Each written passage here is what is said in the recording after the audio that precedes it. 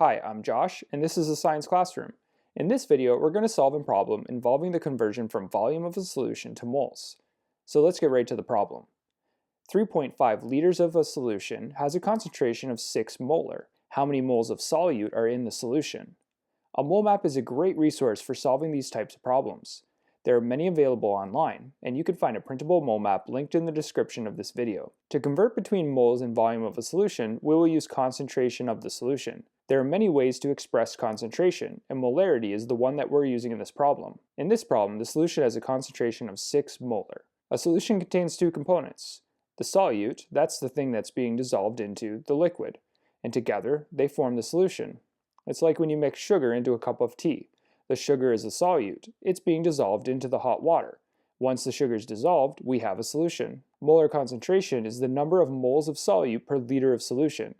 So here, in this problem, there are 6 moles of solute per liter of solution.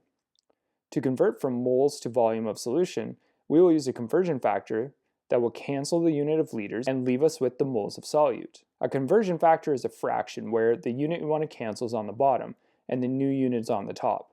There are two ways to write the concentration. We could say number of moles per liter, or we can flip it and say liter per number of moles. We want our new unit to be moles, so we're going to put that on top of the fraction.